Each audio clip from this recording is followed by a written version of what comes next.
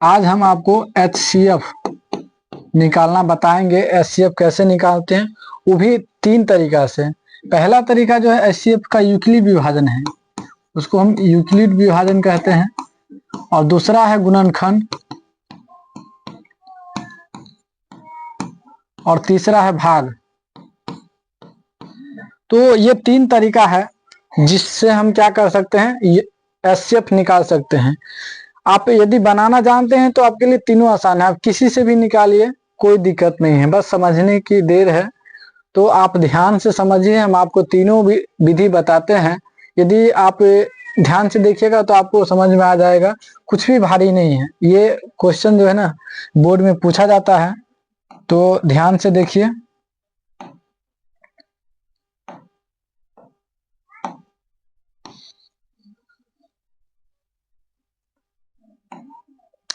देखिए इसी पर समझाते हैं। जो प्रश्नावली 1.1 है उसका पहला का पहला सवाल है। 2 संख्या आपको दिया हुआ है, पहला संख्या 135 और दूसरा संख्या है 225। इन दोनों संख्या का जो है HCF निकालना है। तो HCF में क्या होता है कि सबसे पहले हम देखते हैं इन दोनों में बड़ा कौन सा है। तो इन दोनों में ये वाला सबसे बड़ा है, तो बड़ा वाला को क्या करते हैं, जैसे यहाँ पे लिखा हुआ है 225 बड़ा है। अब इन दोनों में जो है ना भाग देंगे, तो भाग देते हैं तो भाग तो छोटा में लगेगा नहीं, बड़ा में ही लगेगा। तो बड़ा वाला जो होता है 225 उसको हम क्या करते हैं, बीच में रख देते हैं, और जो छोटा वाला मान होता है जैसे 135 दिया हुआ है उसको हम साइड में रख देंगे। अब क्या करेंगे, इससे भाग लगाएंगे। अब भाग लगाते हैं। अब 135 से भाग लगाएंगे तो आप एक बार में लगाएंगे सबसे पहले, तो 135 आएगा। फिर इसको आप जब घटाएंगे तो आपके पास बचेगा 90। तो कहने का मतलब ये तो एक तरीका से भाग ही है। अब इसको क्या करते हैं, यूक्लिड विभाजन पे रखते हैं, क्योंकि हमको तो इस तरीका से इसमें लिखना नहीं है। तो यूक्लिड विभाजन ये कहता है जो A बराबर BQ प्लस R होता है, और इस फार्मूला को तब तक लगाना है जब तक इसके जगह पे R के जगह पे 0 नहीं आ जाता है। तो इसमें देखिए आप समझिए ये क्या होता है, BQ और R क्या होता है। तो यहाँ पे दिया गया है, देखिए जब आप भाग देते हैं तो बीच वाला को हम भाज्य कहते हैं, जिससे भाग देते हैं उसको हम भाजक कहते हैं। जितना से करता है वो भागफल होता है, जो बच जाता है वो हमारा शेष होता है। तो भाज्य बराबर भाजक गुने भागफल प्लस शेष, ये फॉर्मूला आप लोगों को 6ठा 7वां 5वें में ये फॉर्मूला उसको पता रहता है कि भाज्य बराबर भाजक गुने भागफल प्लस शेष होता है। तो उसी का जो है ना नाम बदल दिया है, बस इंग्लिश में नाम लिख दिया है। इसको A कहते हैं, इसको B कहते हैं, भागफल को Q कहते हैं, और शेष को R कहते हैं। तो उसी हिंदी के जगह पे हम लोग यूज करते हैं A बराबर BQ प्लस R। अब आपको ध्यान देना है कि A किसको कहते हैं। तो ये A जो होता है ना भाज्य होता है, B जो होता है भाजक होता है, Q जो भागफल होता है, R जो होता है शेष होता है। तो इसी फॉर्मूला को लगाना है। तो A कौन होता है, ये वाला। तो A के जगह पर लिखेंगे 225, B के जगह पर देंगे 135, ये होता है B, और C के जगह सॉरी ये B और Q दोनों गुना में है, ध्यान दीजिए। और Q के जगह पे ये वाला है, इसको हम Q बोलते हैं। तो 1 है और प्लस R है, R के जगह पे शेष 90। तो यही हमारा जब हम बैठाएंगे तो ये आएगा। अब यहाँ पे देखिए पीला वाला में यहाँ पे बैठाए हुए हैं, ये बैठाए हुए हैं। तो हो गया मेरा काम खत्म। लेकिन अभी काम खत्म नहीं हुआ है, क्योंकि शेषफल जो है ना 0 नहीं है, शेषफल 0 नहीं है। इस 90 को हमें 0 बनाना, चाहे जब तक करना पड़े। अब हमारे पास 2 संख्या बचता है, एक बचता है 135 और दूसरा है 90। अब इन दोनों के बीच में हम क्या करेंगे, यही प्रक्रिया को दोहराएंगे। अब क्या करेंगे, इसी चीज को जो है ना 135 को यहाँ रहने देंगे, और जो हमारे पास शेष बचा है 90 उससे क्या करेंगे, अब भाग देंगे। जो हमारे पास शेष बचेगा उससे भाग देंगे। तो कहने का मतलब है जो ये जो B था वो A के जगह पे जाएगा, और R जो है वो B बन जाएगा। अब भाग लगाते हैं तो 90 को एक बार में लगाएंगे, 90 का 90 घटाएंगे तो ये 5 आएगा और ये 4 आएगा, बन गया। अब इसको फिर इसी फॉर्मूला पर बैठाएंगे। अब देखिए A के जगह पे कितना है, अब A के जगह पे ये वाला है, 135, तो यहाँ पे 135 दे देंगे। बी के जगह पे ये वाला 90 है, गुण है, क्यू के जगह पे 1 है और प्लस आर के जगह पे 45 है। अब ये स्टेप कंप्लीट हो गया। अभी भी देखिए इस आर के जगह पे 0 नहीं आया। देखिए दूसरा स्टेप करने के बाद भी 0 नहीं आया है। तो हम अगला स्टेप देखते हैं। अब फिर क्या करेंगे, जो 45 और 90 इन दोनों को क्या करेंगे, भाग करेंगे। फिर मिटा देते हैं इसको।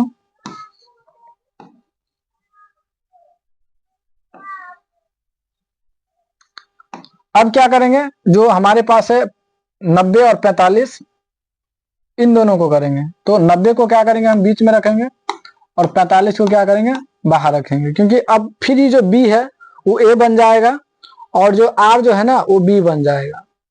अब क्या करेंगे, 45 को हम 2 बार में लगाएंगे, 45 दूना 90, उसके बाद ये कट जाएगा। कहने का मतलब है कि यहाँ पे 0 आ जाएगा, 0 आ गया।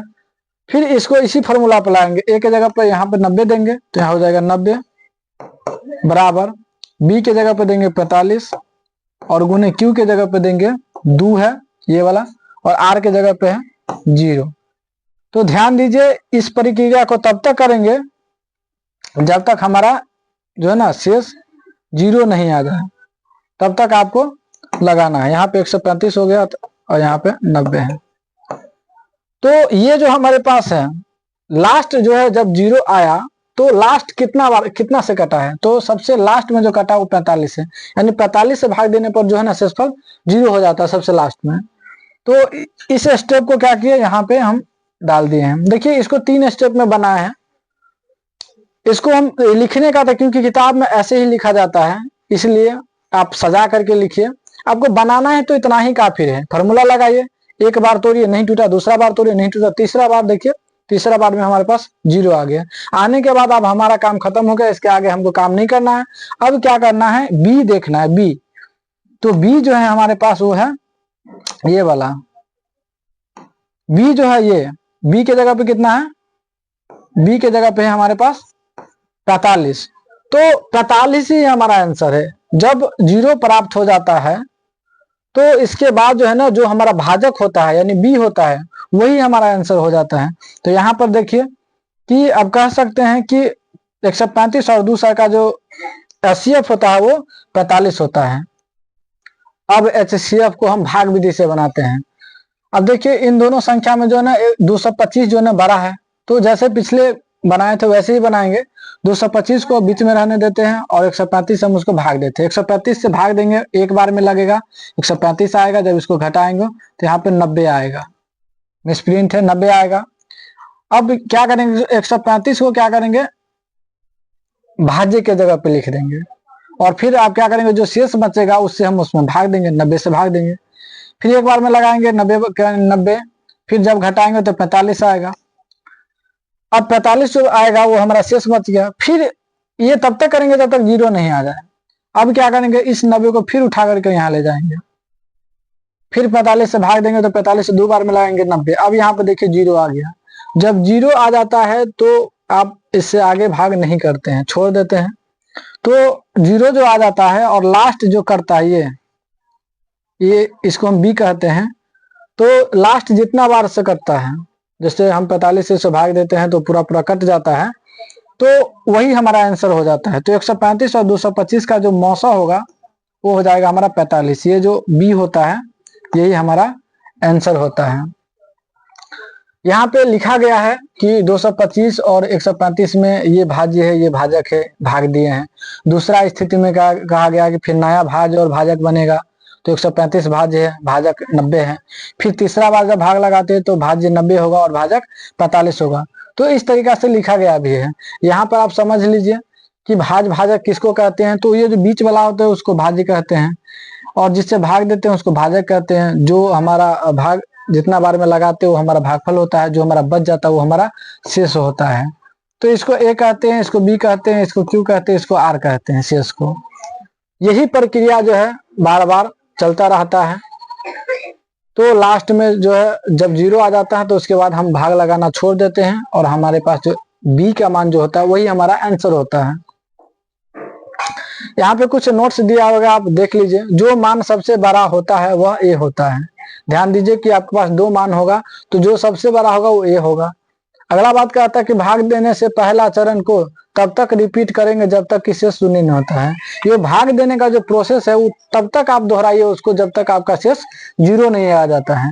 तो बस इसी भाग को आप दोहराते जाइए। आपका जब 0 आ जाता है और बी का जो मान होता है वही आपका एचसीएफ होता है। आप समझ। चलिए एक सवाल को गुणनखंड विधि से बनाते हैं। हमारा सवाल है 196 और 38,220, इन दोनों सवाल का जो है ना संख्या का एचसीएफ ज्ञात करना है, वो भी गुणनखंड विधि से।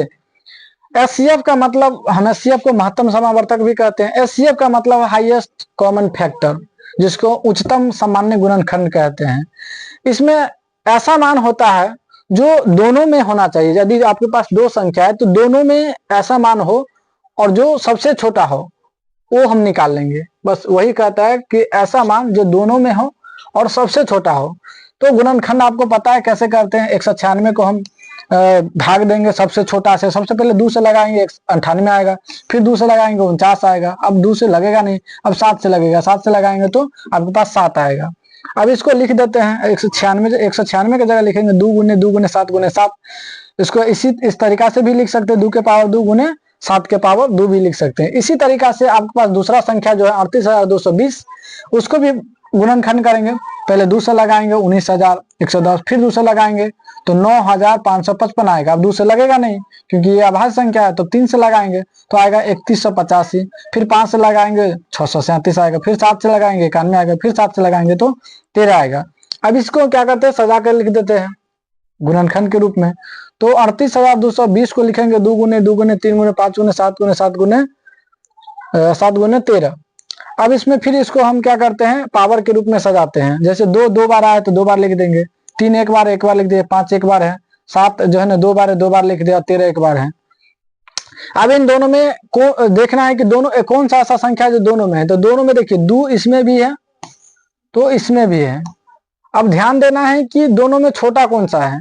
तो अगर छोटा नहीं है तो हम उसी मान को लिख देते हैं। अगर छोटा इन दोनों में कोई भी रहता तो छोटा वाला मान को यहाँ लिखते हैं। तो इसका जो है ना दोनों में एक ही जैसा था, हम एक ही ले लिए। फिर अगला में कहता है कि 7 के पावर 2 इसमें भी है और 7 के पावर इसमें भी है, 2 इसमें भी है और दोनों में सेम है। तो फिर क्या करेंगे, एगो मान को हम यहाँ पे ले लेंगे और उसके बाद क्या करेंगे, अब इन दोनों को गुना कर देंगे। 2 2 बार है तो 2 गुने 2 होगा, फिर 7 2 बार है तो 7 गुने 7 होगा। 2 दूना 4 और 7 चौका 28, 28 सत्य हो जाता है 196। तो यही आपका आंसर हो गया। आप किसी भी विधि से बनाएंगे तो आपका आंसर सेम ही होएगा। आप ध्यान दीजिए गुणनखंड में यदि मान लीजिए दो संख्या है और दोनों में कोनों में भी कोई कॉमन संख्या नहीं है तो उसका आंसर जो हो जाता है 1 हो जाता है, क्योंकि किसी भी संख्या के लास्ट में हम 1 से गुना तो कर ही सकते हैं। तो अगर नहीं रहता है तो 1 रहता है, हम दोनों के बदले 1 लिख देते हैं। ध्यान देना है आपको, कॉमन वाला को चुनना है और जो सबसे छोटा है उसको चुनना है आपको। तो आप समझ गए होंगे कि एचसीएफ कैसे बनाया जाता है। तो एचसीएफ निश्चित रूप से पूछता ही है बिहार बोर्ड में। ऐसे वीडियो आप और भी देखना चाहते हैं तो हमारे चैनल को सब्सक्राइब कर लीजिए। फेसबुक पे है तो फॉलो कर लीजिए और वीडियो को अपने दोस्तों के पास शेयर कीजिए और उसको भी बोलिए कि सब्सक्राइब कर लें।